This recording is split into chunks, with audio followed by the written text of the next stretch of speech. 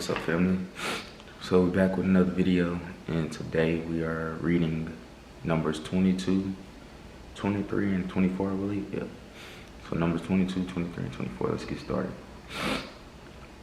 Numbers 22. Balaam and the king of Moab. Then the Israelites traveled to the Jordan Valley in Moab. They camped near the Jordan River across from Jericho. Balak, son of Zippor, saw everything the Israelites had done to the Amorites. The king of Moab was very frightened of the Israelites because there were so many of them. He was very afraid. The king of Moab said to the leaders of Midian, "The large group of people will destroy everything around us, the way an oxen eats all the grass in the field." Balak, son of Zippor, was the king of Moab at this time. He sent some men to Balaam, son of Beor. Balaam was at Pethor, near the Euphrates River. This was where Balaam's people lived. This was Balak's message. A new nation of people has come out of Egypt. There are so many people that they cover all the land. They have camped next to me. Come and help me. These people are too powerful for me. I know that you have great power. If you bless people, good things happen to them. And if you curse people, bad things happen to them. So come and curse these people. Maybe then I will be able to defeat them and force them to leave my country. The leaders of Moab and Midian left. They went to talk to Balaam. They carried with them money to pay him for his service. Then they told him what Balak said. Balaam said to them, "Stay here for the night. I will talk to the Lord and tell you the answer he gives me." So the leaders of Moab stayed there with Balaam that night. God came to Balaam and asked, "Who are these men with you?" Balaam said to God, "The king of Moab, Balak, son of Zippor, sent them to give me a message. This is the message. A new nation of people has come out of Egypt. There are so many people that they cover the land. So come and curse these people. Then maybe I will be able to fight them and force them to leave my land." But God said to Balaam, "Don't go with them. You must not curse those people. They are my people." The next morning, Balaam got up and said to the leaders from Balak, "Go back to your own country. The Lord will not let you go with them. Would not let me go with you." So the leaders of Moab went back to Balak and told him this. They said, "Balaam refused to come with us." So Balak sent other leaders to Balaam. This time he sent many more than the first time. All these leaders were much more important than the first ones he sent. They went to Balaam and said, "This is what Balak, son of Zippor, says to you. Please don't let anything stop you from coming. I will pay very much, and I will do whatever you ask. Come and curse these people for me." Balaam gave Balak's officials his answer. He said, "I must obey the Lord my God. I cannot do anything, great or small, against his command. Even if King Balak gives me his beautiful home filled with silver and gold, I will not do anything against the Lord's command. But you can stay here tonight like the other men did, and during the night I will learn what the Lord wants to tell me." That night God came to Balaam, and God said, "These men have come again to ask you to go with them. So you can go with them, but do only what I tell you to do." Balaam and his donkey. The next morning Balaam got up, put a saddle on his donkey, and went with the Moabite leaders. Balaam was riding his donkey. 2 of his servants were with him. When Balaam was traveling, God became angry. So the Lord's angel stood in the road in front of Balaam to stop him. When Balaam's donkey saw the Lord's angel standing in the road with a sword in his hand, the donkey turned from the road and went into the field. Balaam could not see the angel, so he was very angry at the donkey. He hit the donkey and forced it to go back on the road. Later, the Lord's angel stood at the place where the road became narrow. This was between 2 vineyards.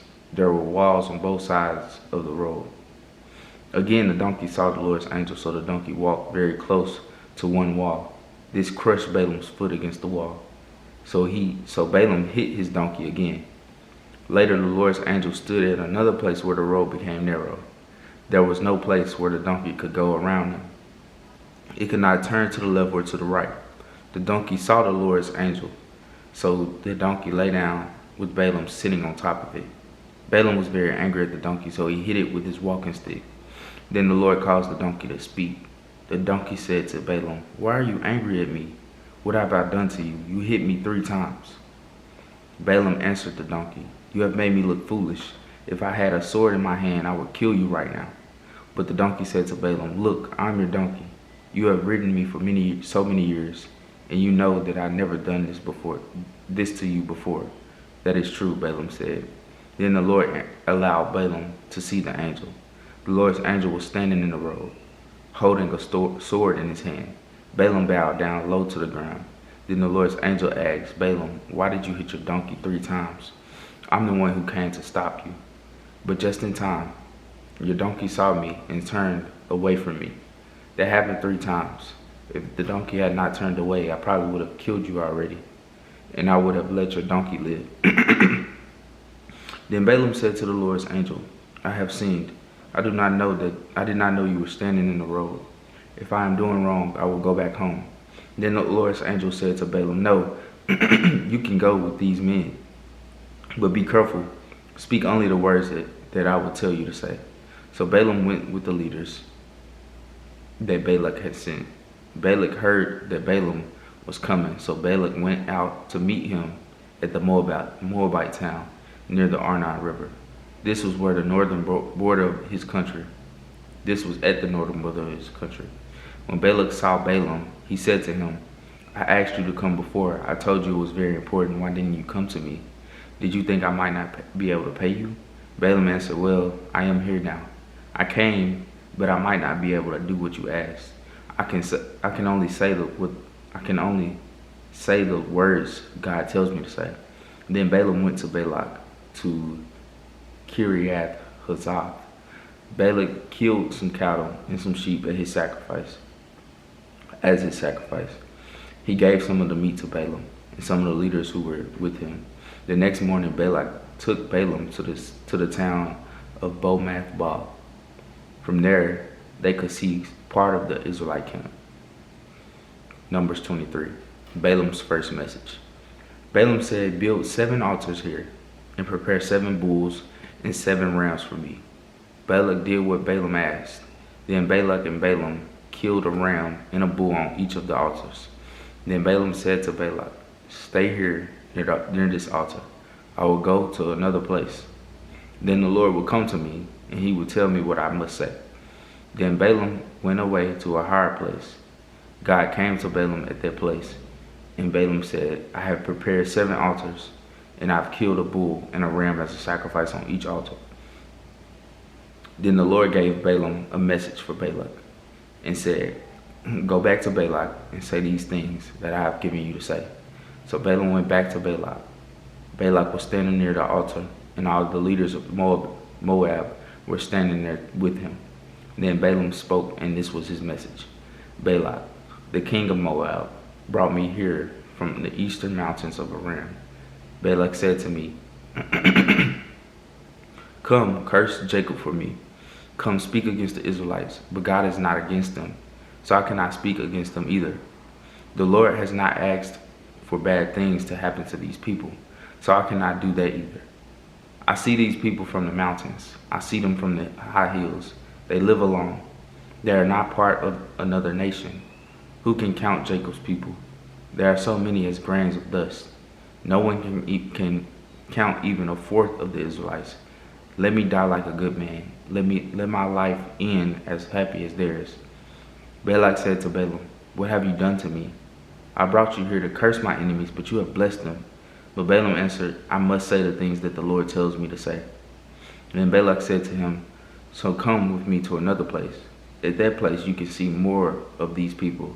You cannot see all of them. You can only see part of them. Maybe from that place you can curse them for me." So Balak led Balaam to Watchman Hills. This was the top of Mount Pisgah. There Balak built 7 altars and killed a bull and a ram on each altar as a sacrifice. Then Balaam said to Balak, "Stay here by this altar while I go meet with God over there."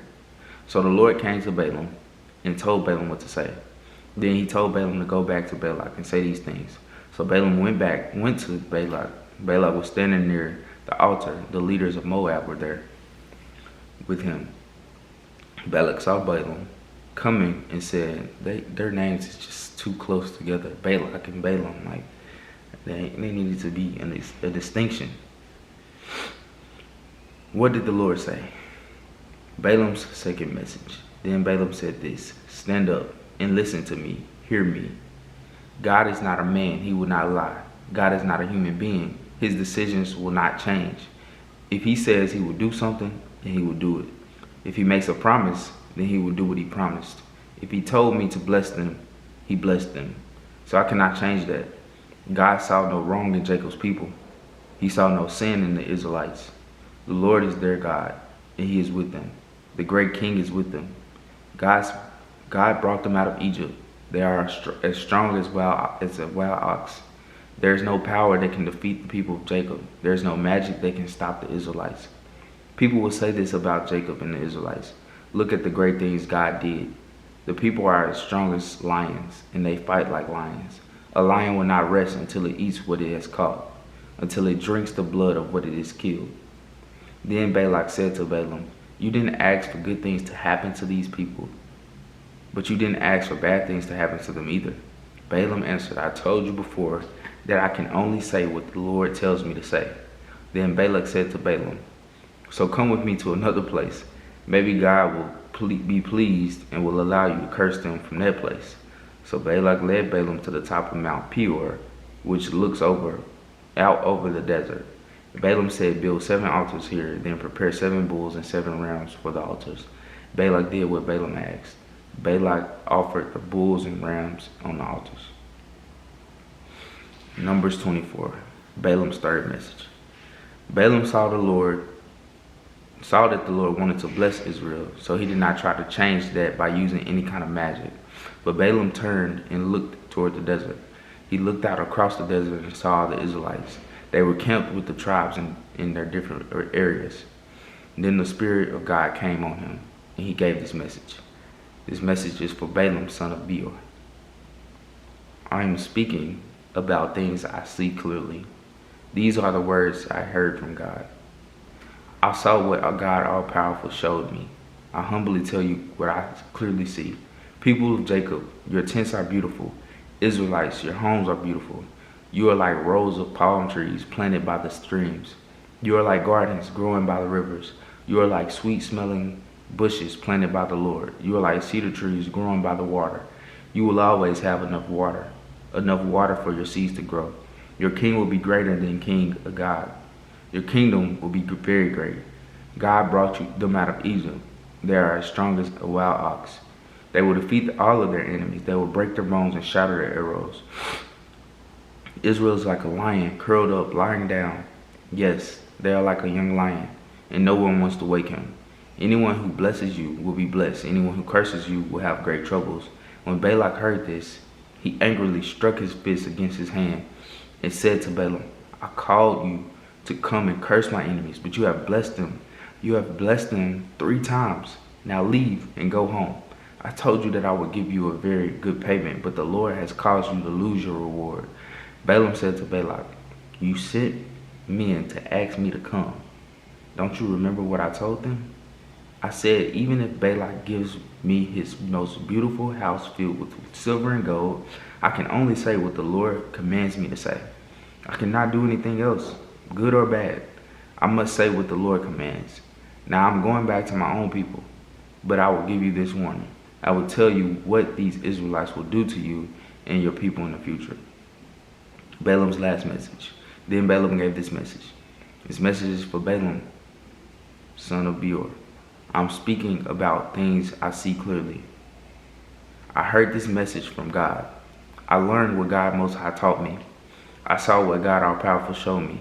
I humbly tell what I clearly see. I see him coming, but not now. I see him coming, but not soon. A star will come from the family of Jacob. A new ruler will come from the Israelites. He will smash the heads of the Moabites, crush the heads of all the sons of Sheth. Israel will grow strong. He will get the land of Edom. He will get the land of Seir, his enemy. A new ruler will come from the family of Jacob. Their ruler will destroy the people left alive in that city. Then Balaam saw the Amalekites and said this, Amalek is the strongest nation of all nations, but Amalek will be destroyed. Then Balaam saw the Kenites and said this, you believe that your country is safe, like a bird's nest, high on a mountain, but you Kenites will be destroyed. just as the Lord destroyed Cain. Assyria will make you prisoners. Then Balaam said this, no one can live when God does this. Ships will come from Cyprus that will defeat Assyria and Eber, but those ships will be also destroyed. Then Balaam got up and went back home, and Balak went his own way. All right, man, that's some good Bible right there. That's a good Bible, and I'm gonna tell y'all why. Okay, so the Israelites came to a place where they're camped right next to the king of Moab and his land, which is Balak.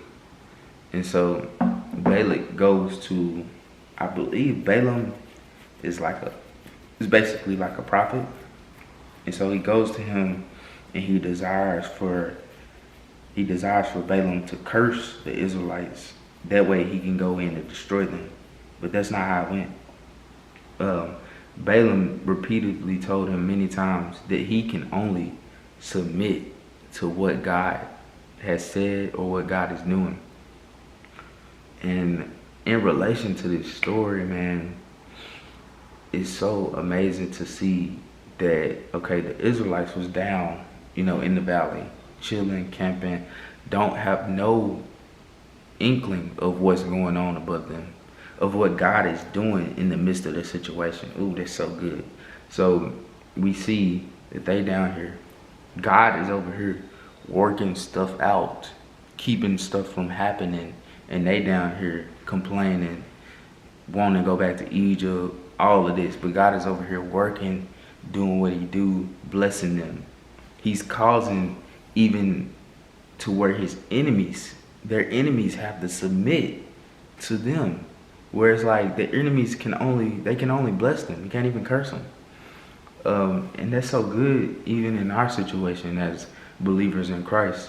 Like while we sitting in the valley, in the lows, complaining, God is over here in the highs working something out on your behalf. He's interceding and stepping into situations that you have no clue what's happening. That's so good. That is so good.